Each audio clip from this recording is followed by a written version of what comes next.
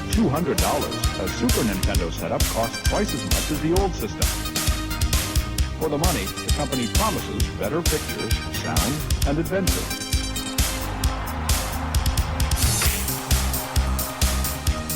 Now you're playing with power, superpower. You're the king, I tell you! The king! Only for Super NES. Only on Super NES.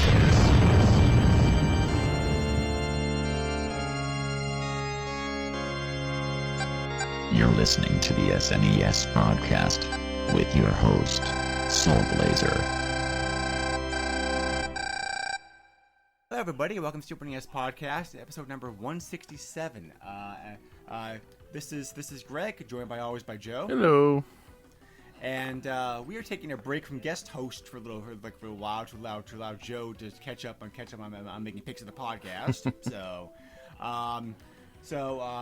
We are doing a Hail Mary, however, as far as the game we're covering this episode, because I foolishly forgot that we already covered Adventures of Batman and Robin a few years ago of George. So, my bad again, about that. With all these games, sometimes it is hard to keep track of everything. Like who's what's been covered, which host and whatever. So yeah, we're doing a substitution. So, Joe, what game did you want to cover instead? We decided to go with Yoshi's Cookie. Yeah, so Yoshi's Cookie, a puzzle game. Some basic information about Yoshi's Cookie. Yoshi's Cookie was developed by Bulletproof Software and published by Nintendo, and is available on both the NES, Super NES, and Game Boy. The NES version of the game actually has the honor of being the very last Nintendo published game for the NES. There were a few other games that came up for the NES after this point, but this was the last published game because because by the time this game came out, NES Japan in 1992, North America in April 1993, the NES was pretty much already on its way out. Yeah. So, the Super NES version of the game came out a few months later. North America got it in June of 1993. Japan got it in July of 1993, and Europe got it later on that year. So, Yoshi's Cookie is technically defined as a tile-matching puzzle video game. So, if that sounds complex, don't worry about it. I'll get to the definition of it here just a little bit. So, there's four different modes of gameplay in this game. There's action mode, puzzle mode, versus computer, and versus human. So, Joe, do you want to, since it was your pick, do you want to start talking about the modes, how they play? Yeah. So you have your general normal mode, which is literally action mode. Action mode. There we go. That's what it was called. I literally have it written down too, and I didn't see it. Action mode is literally you're put into the game. You got Yoshi on one side, you got Mario on the other side. Some cookies come in. You hold the A button and the directional to be able to move the line up, down, left, or right. You match a line of cookies and they disappear. And the object of the game is to clearly get rid of all of the cookies that have come onto the screen. This is pretty easy for the most part. There's 10 rounds. There are 10 rounds, but there's 10 levels to a round. And then you get a nice little cutscene. They seem to always be a cookie falling and rolling, and Mario's running after it. I have so many questions because this cookie is nailed to a sign, but yet it keeps falling off, and it seems to be alive. So therefore, it's trying to escape. So Mario and Yoshi have unwillingly nailed a cookie to this building, and it keeps trying to escape. It makes 10 attempts. In the 9th attempt is pretty grim, where it goes off of a cliff and dies. Legit. There is a little angel that floats up from the ravine that it falls in. But the game ends, happy enough with Yoshi, Mario, and the cookie all at what presumably is Mount Rushmore, if you want to kind of compare it to that. Yeah. It's just Mario and Yoshi. Mario also in the makes back. it very. Yeah, Mario also makes a very strange noise when the cookie escapes. Yeah. It's like I don't know what that is, but They definitely weren't using Mario assets, that's for sure. well, they were using Mario. Well, assets, right, that's but the I mean, thing, as far but- as like the sound effects and whatnot, yeah, yeah. So they kind of did their own thing. Right. So a couple points here just to add on to what Joe was saying. First of all, I forgot to mention we have covered bullet point software in the past. The developer liked this game, but it's been a long time. Baseball 2000 was the last game of theirs that we covered on the podcast. So I'll just mention them like real quickly. They were around 1993 to 2001. Bullet point software is best known for Tetris games. If you know the history of how Tetris came to be and how it came to be licensed by Nintendo, which is a whole major controversy, song and dance story, which I encourage anybody to check out if you're not already familiar with it because it's a great read. Bullet Point Software figured very prominently in that. So Tetris games were the bread and butter for their years. The company closed in 2001, like I said, but they were reorganized several years later as Blue Planet Software. Who's the publisher these days? Again, they're still pretty much associated with Tetris games. They work hand in hand with I know I'm gonna butcher this guy's name. Alexei Dabjentov, the creator of Tetris, who finally now is making money off the game, which he didn't make for so many years because of a Russian game, but. They work hand in hand with his company to get their company like new Tetris releases. So, I said before this is a tile matching game. What that means basically is that it's not the game doesn't play like Tetris or columns, and the columns essentially have a single piece. You're controlling lines, so think Rubik's Cube is the best way I can probably describe it, because you're moving on the gameplay. On the gameplay, you move a cursor around to decide what area, what piece you want to move, and that affects both the column and the row it's on. So you're trying to match up the cookies to get them to clear out. So it's a very different style of gameplay then because of that. Like I can't really think of too many other tile matching games on the top of my head. Yeah, not like this. Like Puyo Puyo comes to mind, or for the Genesis, what's it called? Dr. Robotnik's Mean Bean Machine. But right, yep. That's in columns. You know what I mean? Like the Tetris ripoff. But I mean, both of those don't play like this. Like this is actually pretty unique, and this is one of those where, like, if you're not fast enough, you could really get yourself into a big hole real quick. Yes, the game does come with several options which are nice. So you can. So one of the options is you can adjust the speed. You can have either slow, medium, or high, and that affects pretty much how fast new cookies come on the screen. So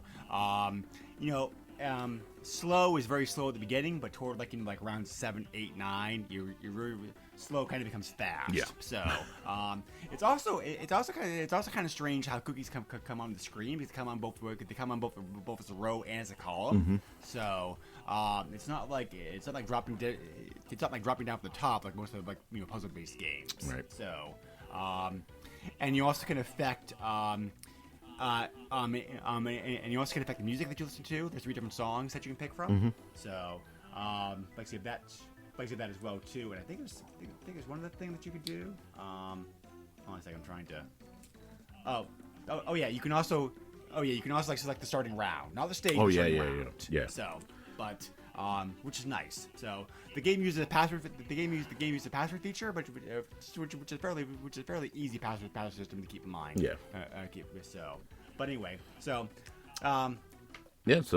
Outside of action mode, we have challenge mode, and this is where I think the first player experience really shines, and it's just you get a set of cookies, however high, however wide, and you have a certain amount of moves to be able to complete the puzzle.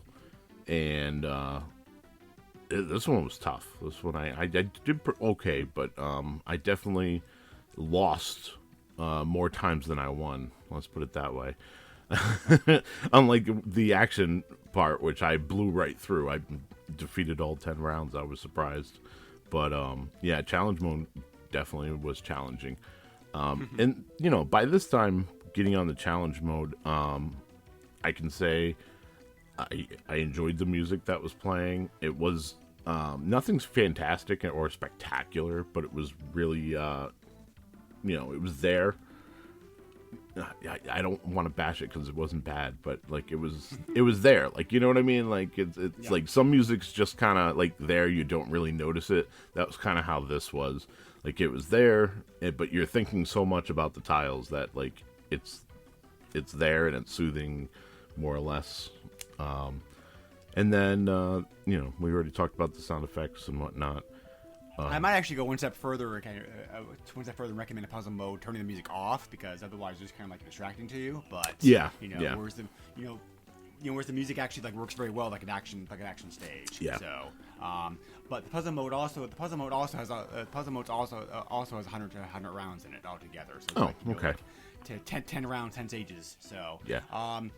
And actually, this was all these puzzles were created by Mr. Tetris himself. Oh. Yeah, like Alex. Sorry. Alexei Pajitnov actually created like all the puzzles. Oh. Let's left this game. Excellent. Because Tetris, newer Tetris games also have that mode where it's like, okay, here's the puzzle, figure out how to clear the How to clear the stage. Yep. So, but this is very similar to that. Yeah. But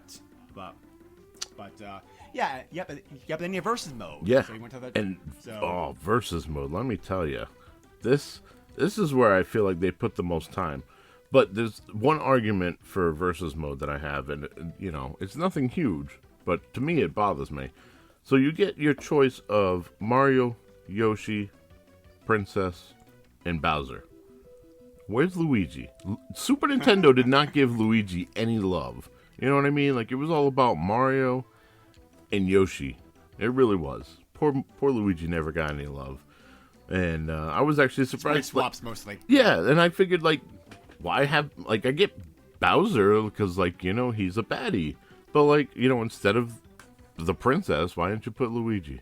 Just put Luigi in there. Anyways, I thought that this mode was not only just as fun as the challenge mode, but also it felt more rewarding, because here, usually the Yoshi cookies, out of all the cookies, because we don't need to explain the different types of cookies because they don't do anything, but the Yoshi cookies are a wild card. Yep. So it's. I forgot to mention that earlier. Yeah. So, like, there's 5 different kinds of cookies. There's also the Yoshi cookies, also like a wild card, right? Which really saves your bacon sometimes. Yes. So, like, it's nice to have the Yoshi cookie in the other modes because it, you know, is a wild card. But here in versus mode, this is where the cookie shines.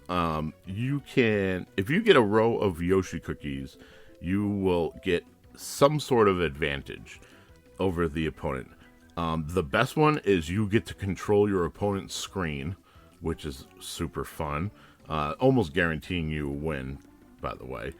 The other is it'll randomize the cookies on the screen, which will obviously, you know, mess with them and possibly give you a win.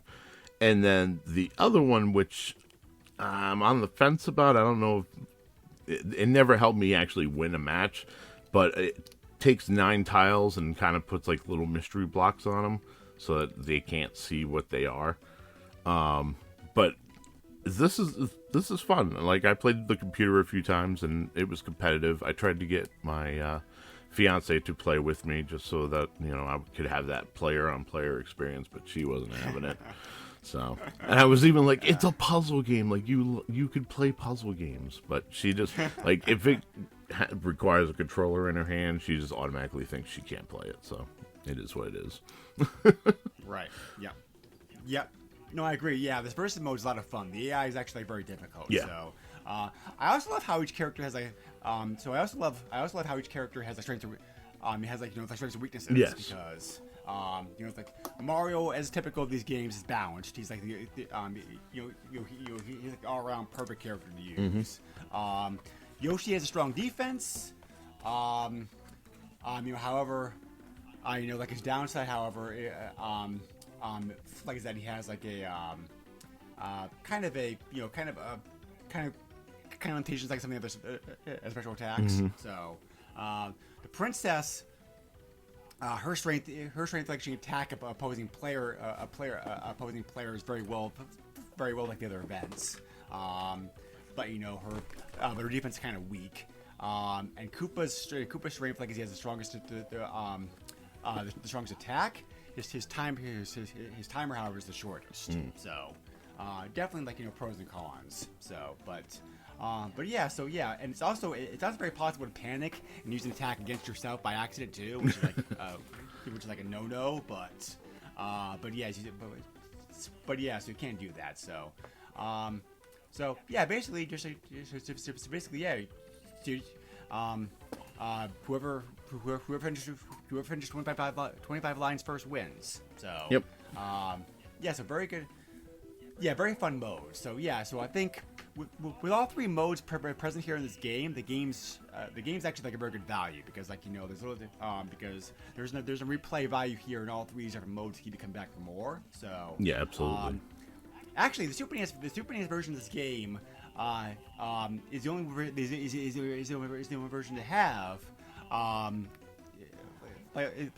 have the single player versus mode and also the puzzle mode. The NES Game Boy versions only have action mode and versus human modes. Okay.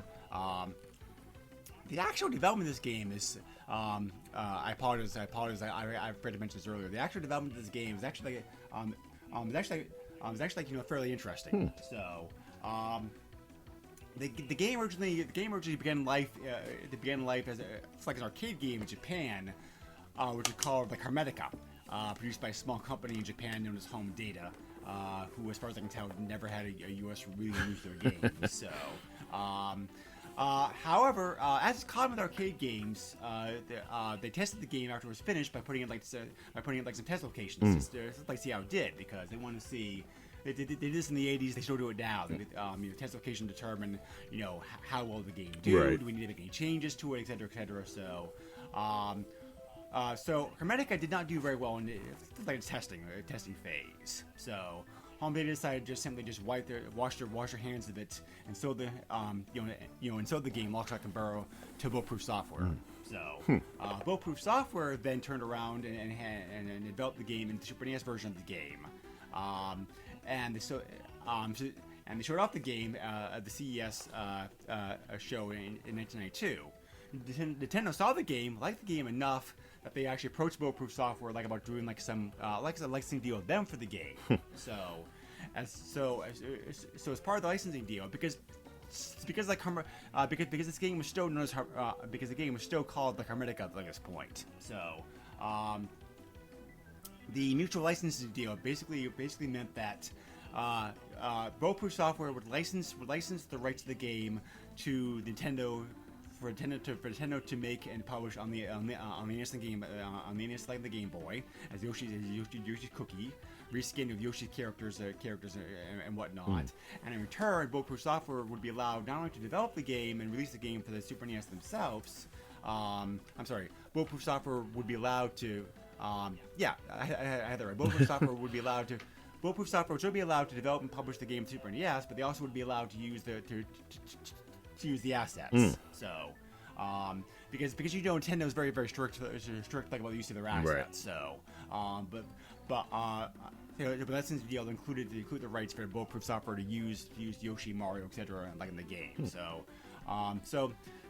like the game became Yoshi's Cookie. So, like I said before, Nintendo got their version out first on the NES and Game Boy, and Bulletproof Software's Super NES version came out a few months later. So, but because of the extra.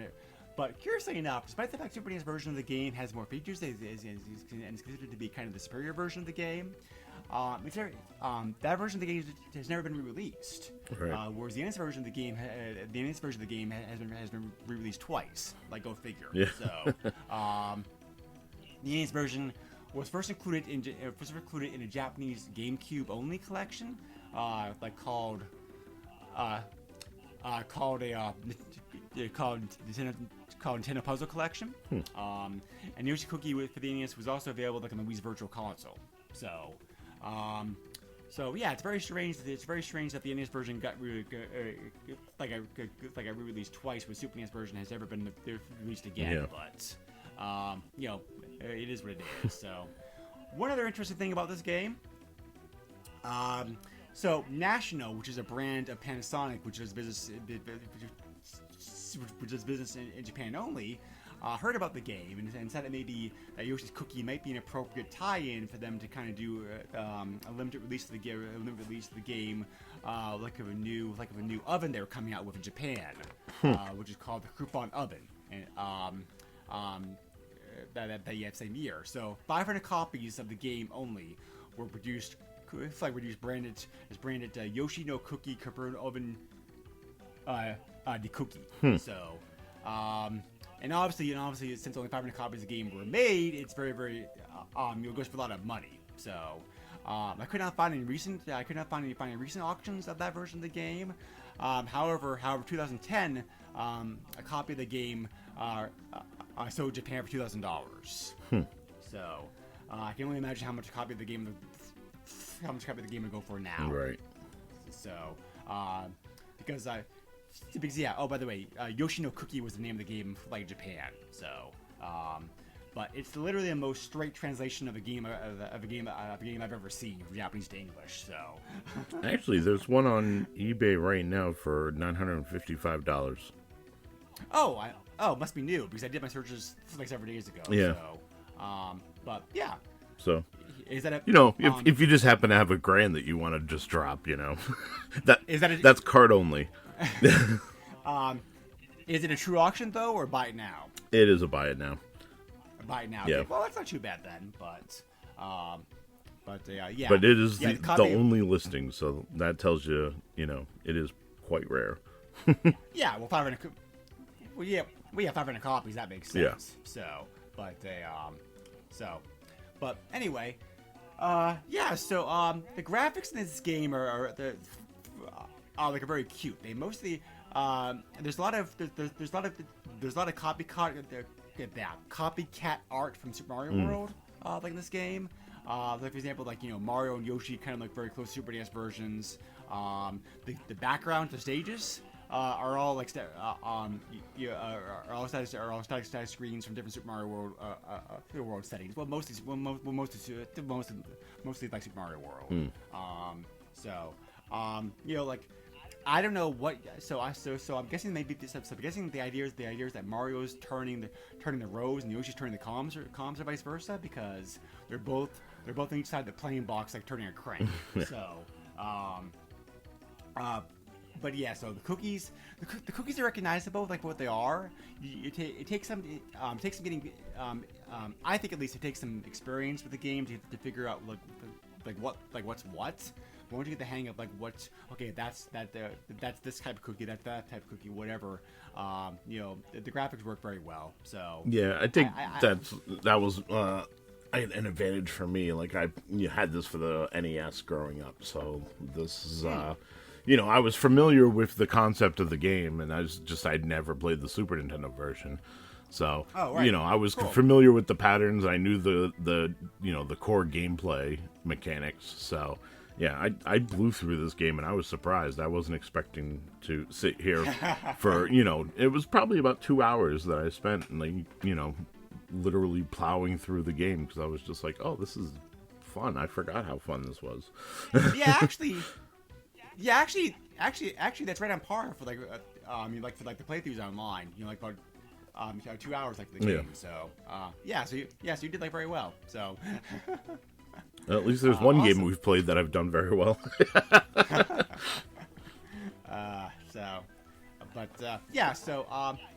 graphics. The puzzle game graphics the graphics don't matter that much, but you know, like you know but yeah, the graphics are bright, colorful. They get the job done. So Yeah, you know, I mean, they're good. it feels like a Mario game, so they hit it Yeah. out of the park as far as that's concerned. Controls feel fine, even though it's the kind of game where I think maybe like a mouse, or thumbstick might be better. The pad. The pad controls things pretty well. The only problem I had with the pad sometimes things get frantic and I think fighting the controller to get the one cookie in time that you want to flip. But yeah, controls are. But yeah, for overall, you know, the controls. But overall, you know, I'd say the controls work like very well. Yeah.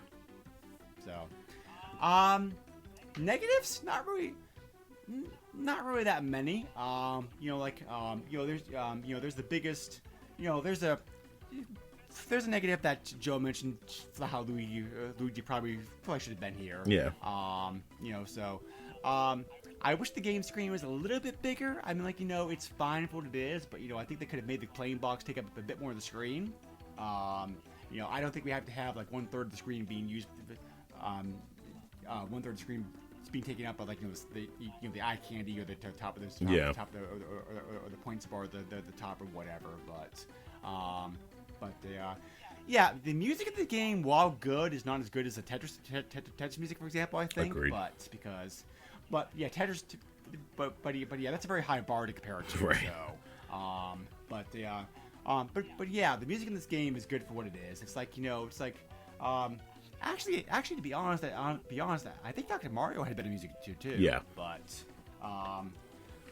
you know, you have like your slow-paced song, your faster-paced song. So like, you know, you can find a piece of song to suit your style at least. Yeah. So, you know, so I will give it that. But yeah, Mario looks to be a little bit fat in this version of the game for some reason, I think. But it's not quite the same graphic use as like Super Mario World. So Yoshi also looks a bit chubby, but he looks a bit more cartoony in this version of the game, I think. I like how to describe it. So, but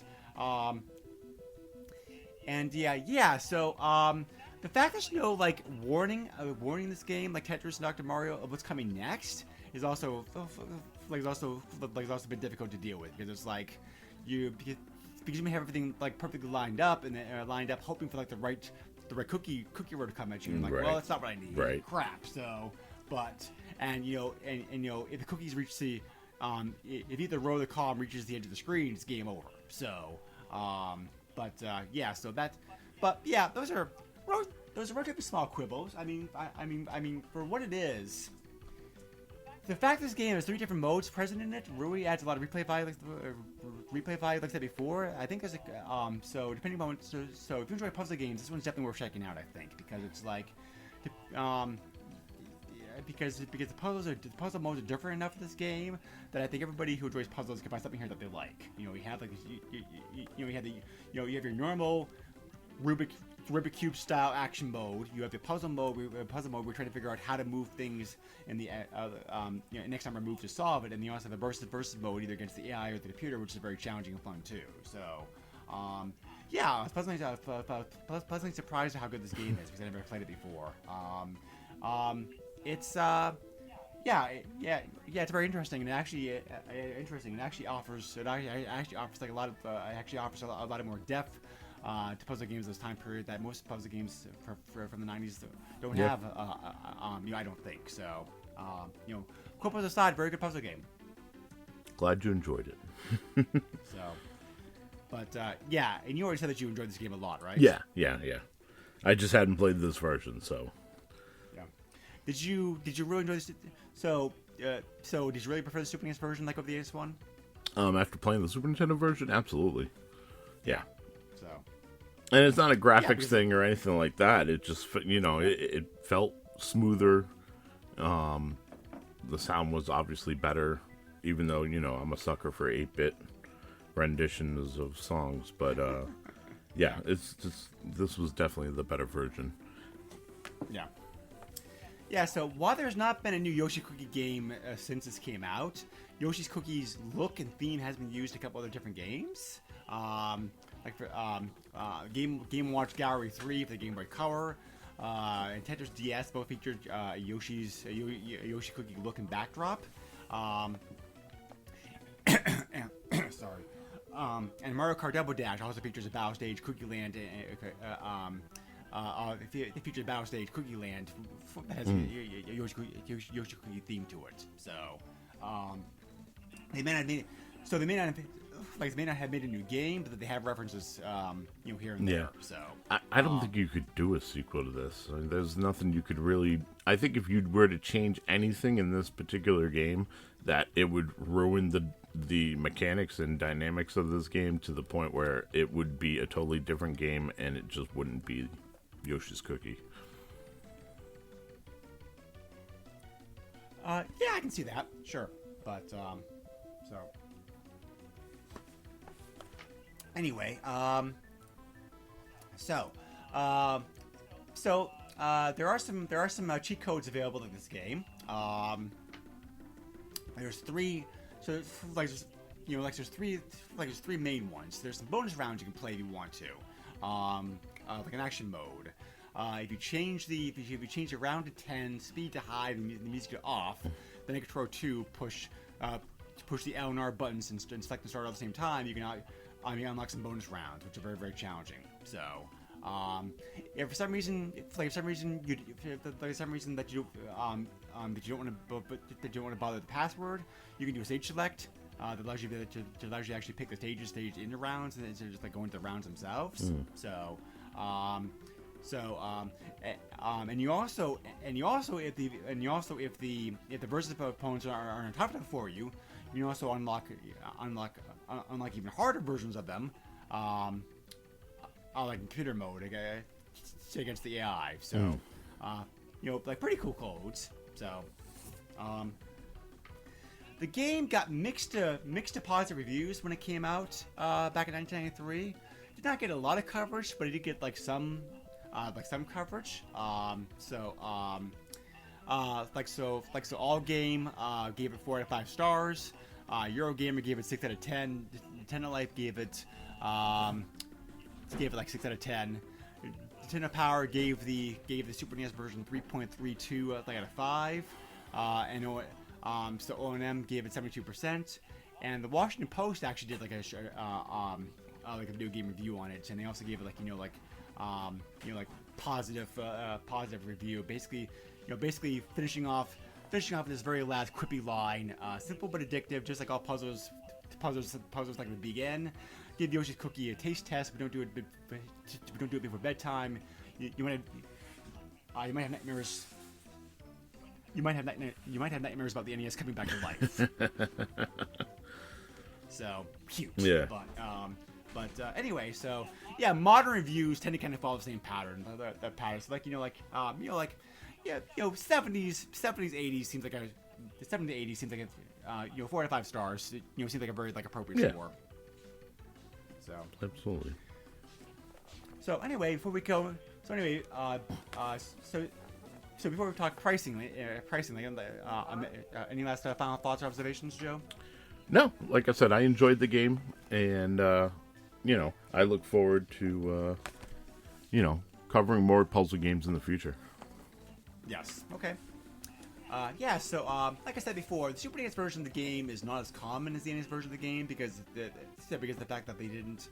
They made more copies of the Super NES version of the game compared to the NES version of the game, but actually the Super NES version of the game is more expensive on eBay these days, right? Because of the fact that the NES version got re-released and the Super NES version has not. Right. So pricing tends to reflect that.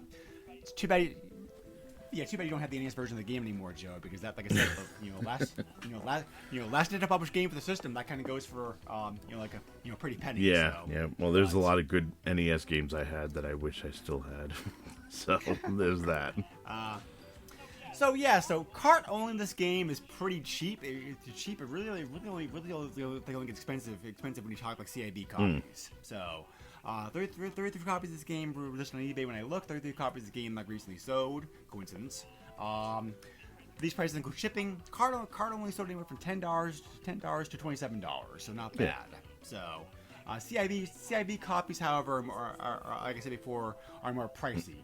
you can expect to pay anywhere from $38 to $80 on like for completed box version. Yeah, the loose copies. I mean, $10 for this game, that's totally worth it.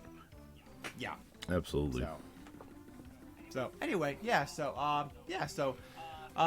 Yoshi's turned up in a lot of games over the years. I was looking at I was looking at this earlier, going like, man, ever since he first came out of Super Mario World, he's been he's been like he's been like all over the place. Yeah, the kids loved Yoshi. I mean, I don't know what to tell you. Right. I'm like, so I totally forgot that. Yes, I totally forgot that Yoshi got his own game basically, like Yoshi Sword. Yep. So, which I've never played, so I can't say how it is. It's more of Super Mario World 2, but it's more Yoshi oriented than, you don't have to worry about baby Mario's crying and being annoying and all that other stuff, which we'll save those points to when we finally cover that game, but that won't be for a while.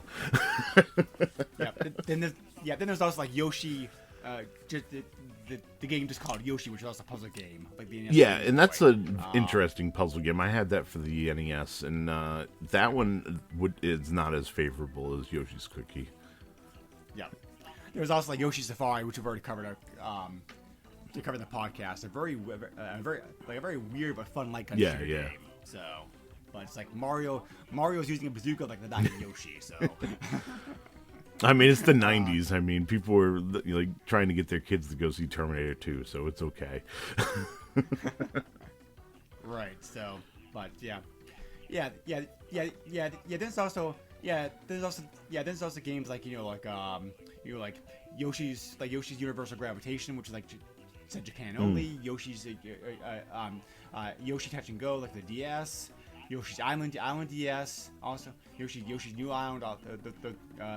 Those are all DS games. Yoshi's Woolly World for the. I was just gonna say the two newest games, Woolly World and Crafted World, are fantastic. I loved every minute of both of those games. That's actually the reason why I got a Wii U, and it was the reason I got a Switch.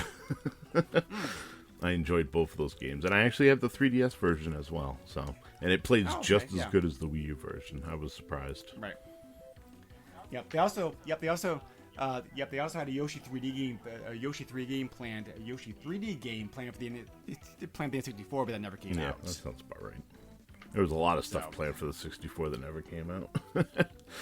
Yeah, true, but not as much for true, but that's common like yeah. So, well, except the Virtual Boy, the actual planned games way outnumbers the actual release games of that system. So, So anyway, Yoshi's still like alive and well. So it's like I understand why Nintendo wanted to license the game because like Mario and Yoshi are very popular. Well, I mean Mario obviously is still popular, but it's like Yoshi definitely.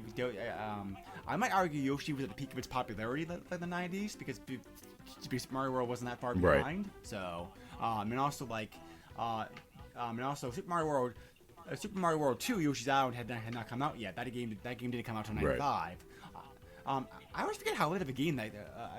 I always forget how late of Super NES release that game is. But anyway, so Nintendo, I totally understand Nintendo wanting to license the game and kind of rebrand it into Mario and Yoshi game, but really you don't need them in this game. This game would be fun regardless who's in the game. I agree. But I mean the eye candy animations are nice, but the game's fun for what it is. I don't know what the original. So I don't know how much Bulletproof Software changed the game from its original arcade version into this, but whatever changes they made to the game certainly made it for a much better game than the original arcade game, which failed miserably in its test locations. Yeah, the way I see it is Nintendo approached them because they were like, that's a really fun puzzle game, and if we slap Mario on it and Yoshi, which is hot, we could definitely sell copies and we'll make our money back. And Bullet Software had to be thinking the same thing when they asked for the assets because, for them to release it with the Mario and, Yoshi, they were probably seeing dollar signs and in the millions. Yes. You know what I mean? Like they weren't even thinking about, this has got great gameplay or whatever else. Like, they knew they had a good game. They just knew that unless it had a character associated with it, it probably wasn't going to sell, and Mario was perfect. Yeah. Yep, exactly. So, makes a lot of sense. So, anyway, Yoshi's, sorry. Tired like some of the Yoshi games. I forgot what Yoshi game this was. Yoshi's Cookie. I kind of wish they had some eye candy like the Yoshi like eating cookies or making cookies. Right. Because it's like, but hey, like it is what it is. So it's like because you got to figure. I mean, he's a hungry dinosaur who eats hungry dinosaur like it's everything. So why isn't he eating cookies? Right. But yeah, so I guess that's not a quibble. But anyway, so anyway, on that note. Anybody who does puzzle games, check this one out. This is like a fun game. Yeah, absolutely. So anyway, thank you again. Thank you again, Joe, for joining me as of always. Course. Thank you always, everybody out there who's listening to the podcast. We really appreciate it. If you have any questions, comments, feedback, etc., feel free to leave us a comment on our Facebook page, or you can also send me an email directly to the SNES podcast@yahoo.com. I am also pleased to make an announcement at this point. We've been working on this for a few weeks now behind the scenes. It's now gone. So the newest episode is now gone live. So I now can, as we now can talk about this. We were in talks with Chris, who was on the podcast recently, talk about Tinstar, about like joining his network. Well, not his network, the network that he's associated with, Geekade.com, and I'm now pleased to announce that the Super NES podcast is now going to be hosted and is now part of the Geekade network. So, So our last episode, the Ferg's episode on Super Smash Bros. The first episode we had that's part of that network. So, not too much is going to change as far as the forward look at the podcast. Chris was very kind enough to design new artwork for the show, which we're going to be using from now on when we host it. He's also going to design artwork, the theme for each game for us going forward. So thank you again very much for that, Chris. We're the podcast is still going to be hosted on Libsyn. The podcast is still going to be released on, is still going to be shared on Facebook. Just that the podcast now is going to be featured on the Geekade website, like on the podcast where it comes out every 2 weeks. So you can go on there and like the stream or download it at your pleasure. Eventually we will have a page set up over there. I will share the URL for that when it's up. But I highly encourage everybody to check out Geekade.com. They do a whole bunch of retro themed podcasts, both gaming and non-gaming related, movies, music, etc. So you can find them at Geekade.com. That's spelled GeekADE.com. So thank you again to Chris, everybody else over there for your help making this possible, and we're very pleased and proud like to be on the network. Yes, thank you. So anyway, Joe, where can they find you at? You can find me on Twitter at JOESUX30, and of course I have a very public Facebook, so you could always find me there too. Okay. Yep. So coming up in the future, we have more guest host episodes planned. But the next episode, is like to be another Joe pick, because I said Joe banked some picks recently because of the guest episodes that we've done. So Joe again is being allowed to pick the game that we're going to be covering next time, and I do not know what the game is yet. So, what did you decide to have us look at next time, Joe? All right, so this one's going to be a little ambitious on my end, but we're going to cover Lufia and the Fortress of Doom. Ooh, okay, yes. So this is one that I've started probably about 5-10 times, and just for some reason never saved my progress. So I know the first 10 minutes of the game really, really well, but I'm looking to put in the time and be able to get through this. And I'm hoping that with some of the downtime I've been seeing consistently with my job, that I'll be able to plow through this. Hopefully. Yes, actually, my experience with the game is very similar to yours, but you know, like one of the RPGs, it's like one of the classic RPGs that people think highly of, that I always meant to play, but never actually got around to get around to it. So, that'd be fun. So, we will get to see how the game holds up today.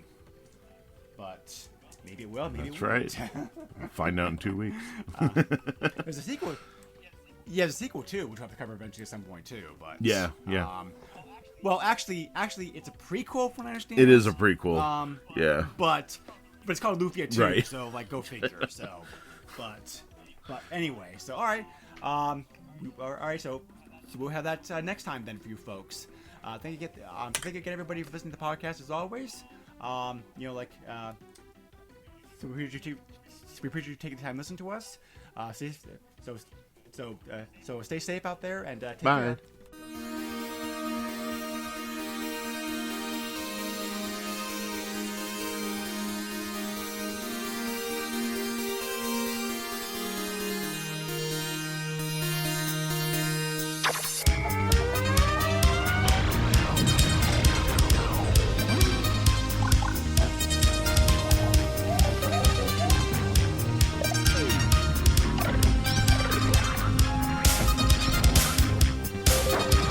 At $200, a Super Nintendo setup costs twice as much as the old system.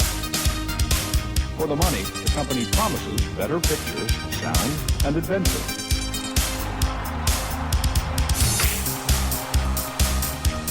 Now you're playing with power, superpower. You're the king, I tell you! The king! Only for Super NES.